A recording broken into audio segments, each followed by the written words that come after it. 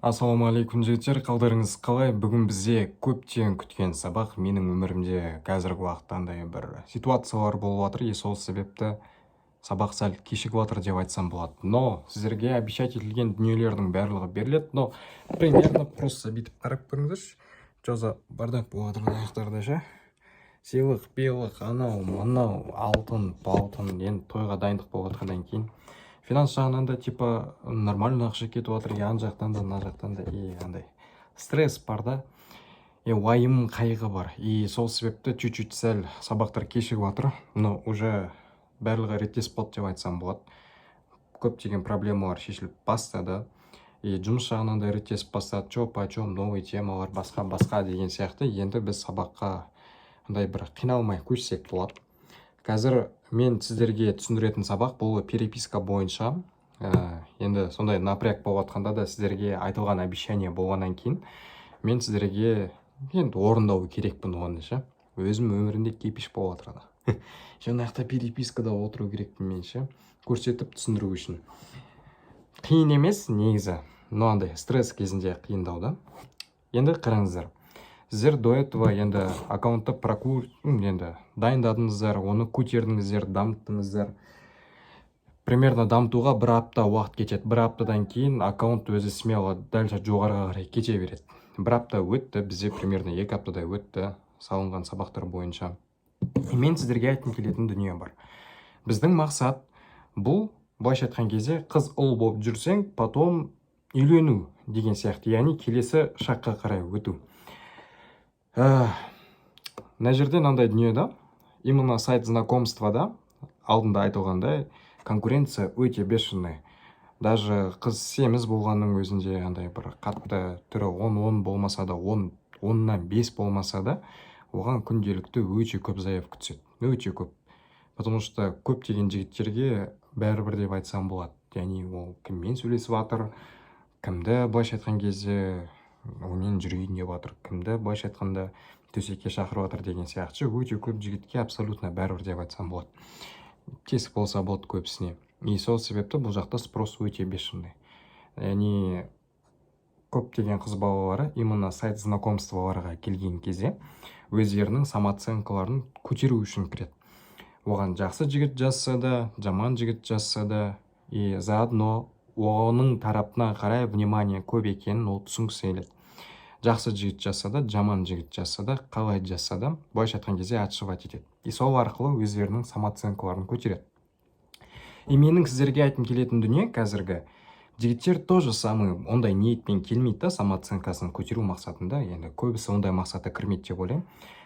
Тіркеледі, жазып бастайды, либо оларды игнорировать етеді, либо отшивать етіп бастайды, яғни грубо жазады да. Сол себепті жігіттердің самооценкасы осындай сайт знакомстволарда құлап қалып жатады. Неге мені отшивать етті? Неге басқаларға заявка көп түседі, маған аз түседі деген сияқты. Сол себепті сіздерге айтқым келетін нәрсе, бұл жерде егер де қыз сені обсирать ететін болса, онда оны құр қалдыруға болмайды. Яғни бұл жерде андай бір ерегісу тематикасында емес, сен өзіңдікін бермеу қажетсің. Неліктен? С одной стороны, это ха-ха, андай сен өзің жыртыласың да, еба деп ше, ол сенің самооценканы көтереді, что сен былайша айтқан кезде қыздың самооценкасына роль ойнайтын әңгіме айтсаң.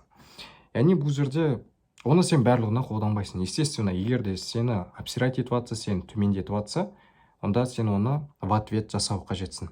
Яғни сен қызбен танысам, өзіңнің самооценкаңды көтерем деп, наоборот, құлатып алмау қажетсің.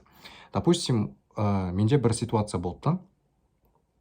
Мен оны сохранить еткен жоқпын, потому что қыз одан кейін бірден мен черныйға тығып, типа переписканы удалить етіп.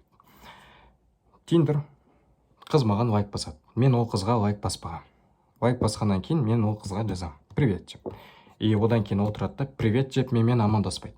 Амандаспайды да, маған былай ұзын текст жазып жібереді. Сен менің описаниямды оқыдың ба? Егер де сен менің описаниямдағы критерияларға сай келмесең, мен сөйлеспей қой. Скорее всего, сен сай келмейсің деп жазып жіберген да. Хотя лайкты басқан өзі. Тұрады да, мені обсирать етіп жатыр. Сол арқылы олар өздерінің самооценкасын көтеруге тырысады. Енді қараңыздар, бұл жақта мен қалдым. Мен не деп жаздым, чтобы ол мен черныйға тығып тастайтындай. Мен тұрдым да бүйттім. Сен ғой маған лайк басқан. Неге маған, типа, амандаспай еще сразу критерийларын қойып атсың. Сен ғой мені ұнатқан деп жазып жібердім де, ұялды да мен черный атып тастап. Яғни осыдан түсінуге болады, менде ол ситуациядан кейін наоборот ха-ха болды. Менде самооценка құлаған жоқ. И дәл солай, допустим, да, қыздармен танысқан кезде, перепискаларын айқа дұрыстап ашатын боламын. На данный момент мен креативить ету үшін не істеймін?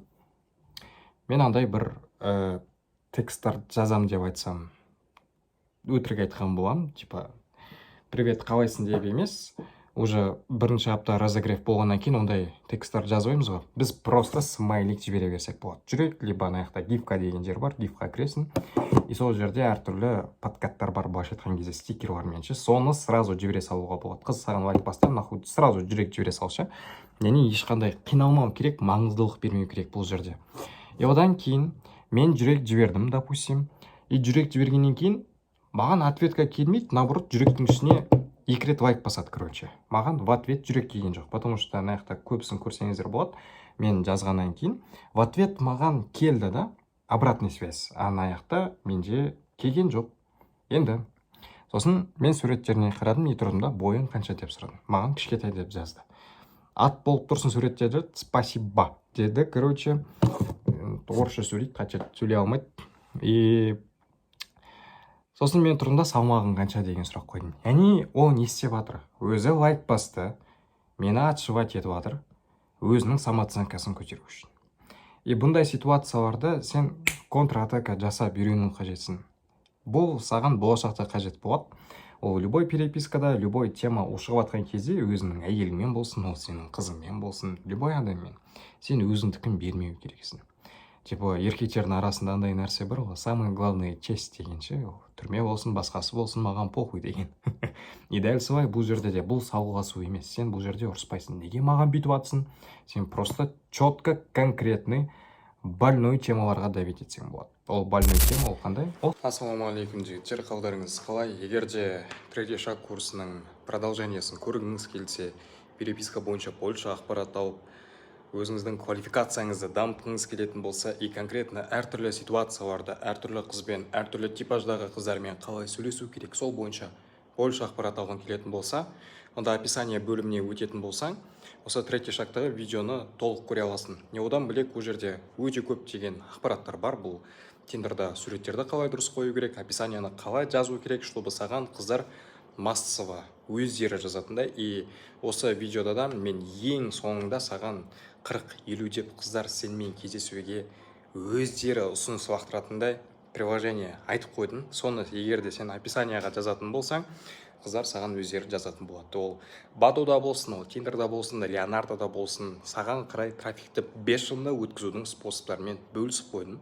Егер де сен осындай ақпараттарды больше алғың келсе, өзіңе қарай вниманияны көбейткің келетін болса, онда описание бөліміне өтсең, третий шаққа қалай тіркелу керек бойынша толық ақпарат бар. Бағасы бар жоғы 3100 теңге тұрады. Тіркелді, видео сабақ көр. И ең бастысы мужской чат бар. Ол жерде еркектер өзі арасында сөйлесіп отырады, әртүрлі темаларды қозғайды. Егер де еркектердің ортасына кіргің келсе, сені күтеміз. Давайте.